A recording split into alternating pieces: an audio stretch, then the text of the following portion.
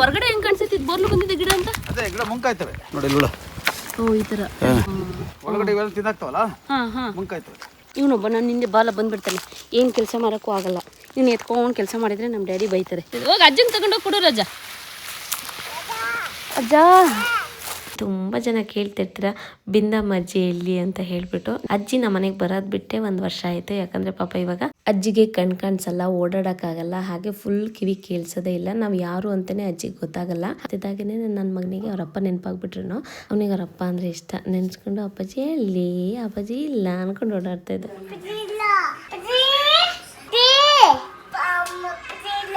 ಅಪ್ಪಾಜಿ ಇಲ್ಲ. ಎಲ್ರಿಗೂ ನಮಸ್ಕಾರ. ಇವತ್ತು ಒಂದು ಗೃಹ ಪ್ರವೇಶ ಇತ್ತು ಅಂತ ಹೇಳಿ ಹಾಸನ್ಗೆ ಹೊರಡ್ತಾ ಇದ್ದೀನಿ. ಇವತ್ತು ಈ ಥರ ಡ್ರೆಸ್ ವೇರ್ ಮಾಡಿದ್ದೀನಿ. ಸ್ಕರ್ಟ್ ಸ್ಯಾರಿಲಿ ಸ್ಟಿಚ್ ಮಾಡಿಸಿರೋವಂಥದ್ದು. ಇದು ಸಪ್ರೇಟ್ ಪೀಸ್ ತಗೊಂಡು ಈ ಥರ ಸ್ಟಿಚ್ ಮಾಡಿಸಿದ್ದೀನಿ. ಬಟ್ ಇಷ್ಟ ಆಗಿರಲಿಲ್ಲ, 2 ವರ್ಷದಿಂದ ಹಾಕಿರಲಿಲ್ಲ. ಇವತ್ತು ಸ್ವಲ್ಪ ದಪ್ಪ ಆಗಿದ್ದೀನಿ, ಆದರೂ ಸ್ಟಿಚ್ ಎಲ್ಲ ಬಿಚ್ಚಿ ರೆಡಿ ಮಾಡಿಕೊಂಡು ಬೇರೆ ಡ್ರೆಸ್ ಆಗಲೇ ಇಲ್ಲ. ಹಾಗಾಗಿ ಈ ಡ್ರೆಸ್ ವೇರ್ ಮಾಡ್ಕೊಂಡಿದ್ದೀನಿ. ಇದು ಬೆಂಗಳೂರಲ್ಲೇ ಸ್ಟಿಚ್ ಮಾಡಿಸಿದ್ದೀನಿ, ಚೆನ್ನಾಗಿದೆ. ಈ ಥರ ನೆಕ್ ಇದೆ, ಫುಲ್ ಕ್ಲೋಸ್ ನೆಕ್ ಇದು. ಈ ಥರ ಬಂದಿದೆ. ಸಿಂಪಲ್ಲಾಗಿ ನನ್ನ ಮಗಂದು ನವರತ್ನ ಅದು ಸರ ಹಾಕ್ಕೊಂಡಿದ್ದೀನಿ.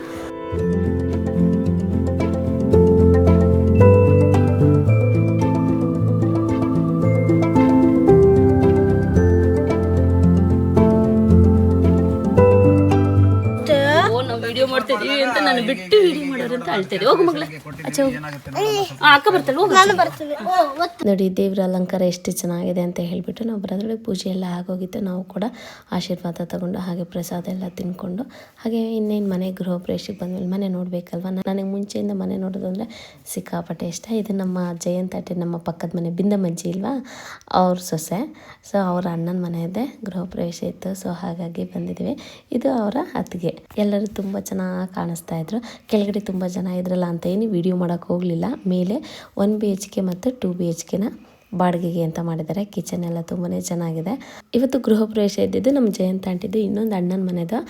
But ಅವರಿಬ್ಬರದೇ video ಮಾಡ್ಕೊಳಕ್ಕಾಗಲಿಲ್ಲ. ಯಾಕಂದರೆ ಅವರು ಎಲ್ಲರ ಜೊತೆ ಫೋಟೋಗೆ ನಿಂತ್ಕೊತಿದ್ರಲ್ವ, ಅದ್ರ ಮಧ್ಯೆ ನಾನೆಲ್ಲ ಅವ್ರಿಗೆ ಡಿಸ್ಟರ್ಬ್ ಮಾಡೋದೇನು ಬೇಡ ಅಂತ ಹೇಳ್ಬಿಟ್ಟು ತೆಕ್ಕೊಳ್ಳಿಲ್ಲ. ಹಾಗೆ ಇದು 2 BHK, ಅದು ಕೂಡ ತುಂಬಾ ಚೆನ್ನಾಗಿದೆ. ಸಿಂಪಲ್ ಆಗಿ ಅಟ್ಯಾಚ್ ಬಾತ್ರೂಮ್ ಇದೆ. ಹಾಗೆ ಬಾಡಿಗೆಗೆಲ್ಲ ಕೊಟ್ಟಿದ್ದಾರೆ, ಏನು ಅದು ಕೇಳಲಿಲ್ಲ.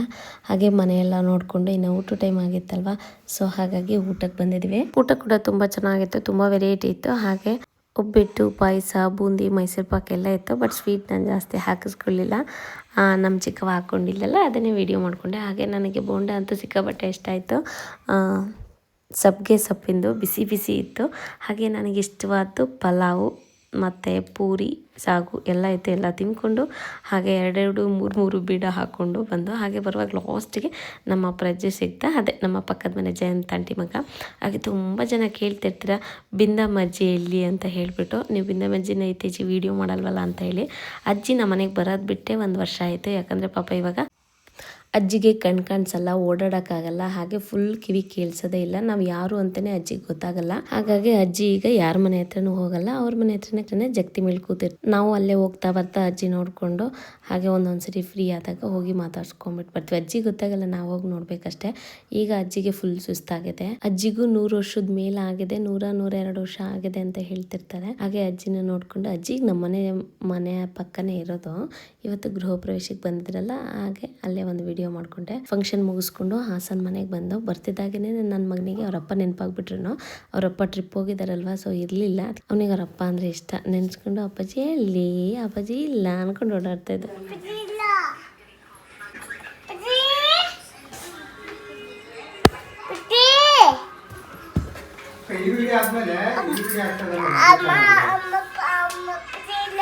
ಅಪ್ಪಾಜಿ ಇಲ್ಲ, ಇಲ್ಲ ಅಪ್ಪಾಜಿ ಇಲ್ಲ, ಇಲ್ಲ ಅಪ್ಪಾಜಿ, ಅಪ್ಪಾಜಿ ಇಲ್ಲ. ಹಾಗೆ ಹೇರ್ ಸ್ಪಾ ಮಾಡಿಸೋಣ ಅಂತ ಹೇಳ್ಬಿಟ್ಟು ಬೆಸ್ಟ್ ಕಟ್ಸಿಗೆ ಬಂದಿದ್ದೀನಿ. ಈ ಸರಿ ತುಂಬ ಚೆನ್ನಾಗಿ ಹೇರ್ ಸ್ಪಾ ಆಯಿತು. ಮಸಾಜ್ ಆಗಲಿ, ಹೇರ್ ವಾಶ್ ಆಗಲಿ ತುಂಬ ಚೆನ್ನಾಗಿ ಮಾಡಿಕೊಟ್ರು. ಇವರೇನೆ ಶ್ರೇಯಸ್ ಅಂತ ಹೇಳಿಬಿಟ್ಟು, ಅದು ಚಿಂಟು ಅಂತ ಕರೀತಾರೆ. ಹಾಗೆ ಎಲ್ಲ ಮುಗಿಸ್ಕೊಂಡು ಸ್ವಲ್ಪ ಥಿಂಗ್ಸ್ ತೊಗೊಬರತ್ತಿತ್ತು ಪಾಪುಗೆ, ಹಾಲೆಲ್ಲ. ಸೊ ಅದು ತೊಗೊಂಡು ಹಾಗೆ ಊರಿಗೆ ಹೊರಡೋಣ. ಇನ್ನು ಪಾಪನೂ ಕೂಡ ಫ್ರೆಂಡ್ಸ್ ಜೊತೆ ಹೋಗಿದ್ರು, ಅವರು ಕೂಡ ಬಂದರು. ನಾನು ಜನವರಿಯಲ್ಲಿ ಹೇರ್ ಸ್ಟ್ರೈಟ್ ಮಾಡಿಸಿದ್ದು, ಅದು ಇಷ್ಟು ಬೇಗ ಕರ್ಲಿ ಬಂದಿರೋದು ನೋಡಿ ಅವ್ರಿಗೆ ಶಾಕ್ ಆಗ್ತಿದ್ದು, ಇದೇನು ಇಷ್ಟು ಬೇಗ ಗ್ರೋತ್ ಆಗಿದೆ ಅಂತ ಹೇಳ್ಬಿಟ್ಟು. ನಾವಿನ್ನು ಅಲ್ಲೇ ಊಟ ಎಲ್ಲ ಮುಗಿಸ್ಕೊಂಡು ಇವಾಗ ಊರಿಗೆ ಹೋಗ್ತಾ ಇದ್ದೀವಿ. ಅಂದರೆ ಇಷ್ಟು ದಿನ ಮಳೆ ಇರಲಿಲ್ಲ, ಸ್ವಲ್ಪ ಸ್ವಲ್ಪ ಬಂದು ಹೋಗ್ತೈತೆ. ಇವತ್ತು ಸ್ವಲ್ಪ ಜೋರಾಗಿ ಮಳೆ ಬಂದಿರಬೇಕೇನೋ, ಎಷ್ಟು ಬಂದಿದೆ ಅಂತ ಇನ್ನೂ ಗೊತ್ತಾಗಲಿಲ್ಲಲ್ವ. ಸೊ ಹಾಗಾಗಿ ಭೂಮಿ ನೋಡಿಕೊಂಡು ನೆಲ ನೋಡಿಕೊಂಡು ಅಂದಾಜು ಮಾಡ್ಕೊಂಡು ಹೋಗ್ತಾ ಇದ್ವಿ, ಇಷ್ಟು ಬಂದಿರ್ಬೋದು ಅಷ್ಟು ಬಂದಿರ್ಬೋದು ಅಂತ. ನಮ್ಮ ಪಪ್ಪ ಬೆಳಗ್ಗೆ ಯಾವಾಗ ಆಗುತ್ತೆ ಅಂತ ಕಾಯ್ತಿದ್ರು, ಏನೋ ತೋಟಕ್ಕೆ ನೀರು ಆಗಿದೆಯೋ ಇಲ್ಲೋ ಅಂತ ನೋಡ್ಕೋಬೇಕಲ್ಲ. ಸೊ ಹಾಗಾಗಿ ಪಪ್ಪ ಒಂದು ರೌಂಡ್ ಬಂದು ಹೋಗಿದ್ರು. ಒಂದು ರೌಂಡ್ ಬೆಳಗಿಂದ 4-5 ಸರಿ ಓಡಾಡಿದ್ದಾರೆ. ಈಗ ಸಂಜೆ 4:30-5 ಗಂಟೆ ಹಂಗೆ ನಾವು ಬಂದಿದ್ದೀವಿ ಒಂದ್ಸರಿ ತೋಟಕ್ಕೆ. ಈ ಟೈಮಲ್ಲಿ ಚಂದ ಜೀಪಲ್ಲಿ ಓಡಾಡೋಕ್ಕೆ. ಹಾಗಾಗಿ ನಿಧಾನ ನಡಿ, ಮೇಲ್ ವೈರಿದೆ.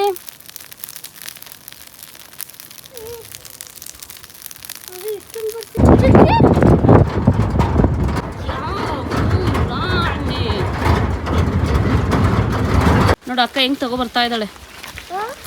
ಬರೋ ಕೈ ಕೊಡು ಮಗನೆ, ಕೈ ಕೊಡಿ. ಹಾಂ, ಇದೆಲ್ಲನೂ ಈಗ ಬೋರ್ಲು ಕಿತ್ಬಿಟ್ಟು ಸುಟ್ಟಾಕ್ತೈತೆ. ರೆಡಿ ಬೋರ್ಲು ಅಂದರೆ ಹುಳ ಆಗ್ತಿರುತ್ತಾ? ಅದು ಹಂಗೆ ಬಿಟ್ಟರೆ ಏನಾಗುತ್ತೆ, ಸುಟ್ಟಾಕ್ಲೇಬೇಕಾ?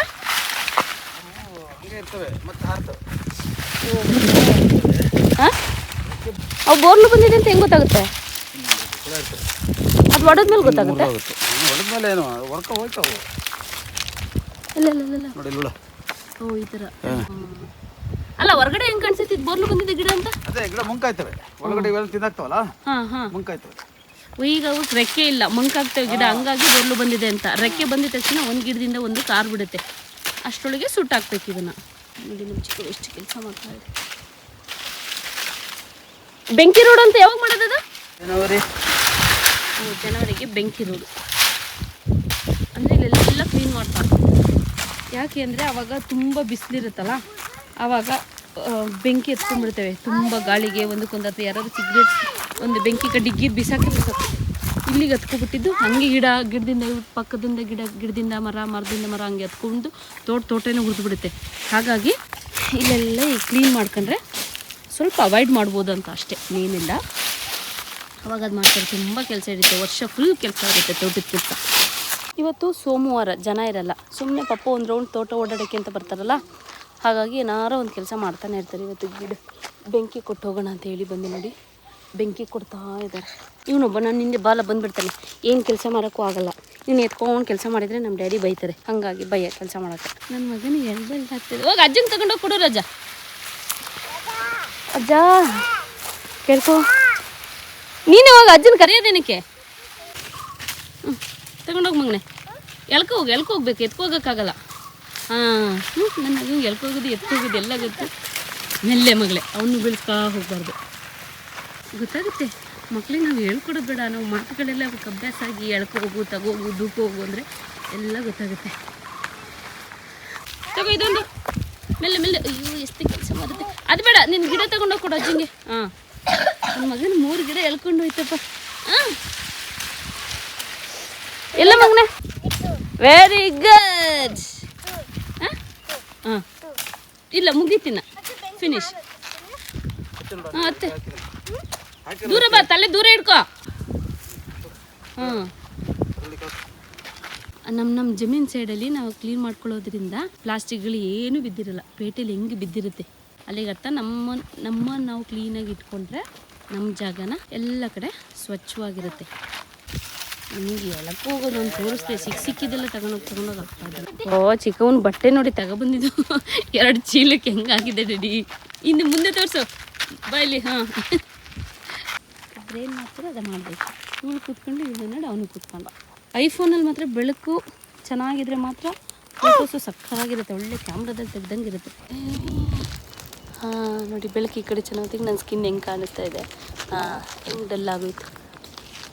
ನನ್ನ ಫೋನಲ್ಲಿ ಸಣ್ಣಕ್ಕಿದ್ದವರೆಲ್ಲ ದಪ್ಪಕ್ಕೆ ಬರ್ತಾರೆ. ನನ್ನ ಮಗ ನೋಡಂಗೆ ಇದ್ದಾನೆ, ಇಷ್ಟು ದಪ್ಪ ಇದ್ದಾನೆ, ನೋಡಿದ್ರು ಇಷ್ಟು ದಪ್ಪ ಕಾಣಿಸ್ತಾನೆ, ಅಷ್ಟು ತಗೊಂಡಿದ್ದಾರೆ. ಬೇಲಿ ಸುತ್ತ ಹಳ ಬಿಡೋಕೆ ಬಿಡಬಾರ್ದು, ಜಾಸ್ತಿ ಬರ್ತಾ ಇರುತ್ತೆ. ಬಂದಂಗೆ ಕ್ಲೀನ್ ಮಾಡ್ತಾ ಇರಬೇಕು. ಈ ಥರ ಓಪನ್ ಜೀಪಲ್ಲಿ ಈ ಥರ ಒಂದು ರೌಂಡ್ ಸಂಜೆ ಹೊರಗಡೆ ತೋಟ ಎಲ್ಲ ಸುತ್ತಾಡ್ಕೊಂಡ್ಬಂದರೆ ಏನು ಮಜಾ ಸಿಗುತ್ತೆ ಗೊತ್ತಾ. ನಮ್ಮನೆ ಮಕ್ಕಳಿಗಂತೂ ಫುಲ್ ಖುಷಿ, ಮುಂದೆ ಕೂರೋದೇ ಇಲ್ಲ. ನನ್ನ ಮಗನೂ ಹಿಂದೆ ಬೇಕು ಅಂತಾನೆ. ಓಕೆ, ಸದ್ಯಕ್ಕೆ ಇವತ್ತಿಗೆ ಈ ವಿಡಿಯೋನಲ್ಲಿ ಮುಗಿಸ್ತಿದ್ದೀನಿ. ನಾಳೆ ಮತ್ತೆ ಇನ್ನೊಂದು ವಿಡಿಯೋದಲ್ಲಿ ಸಿಗ್ತೀನಿ. ಅಲ್ಲಿವರೆಗೆ ಎಲ್ರಿಗೂ ಧನ್ಯವಾದಗಳು.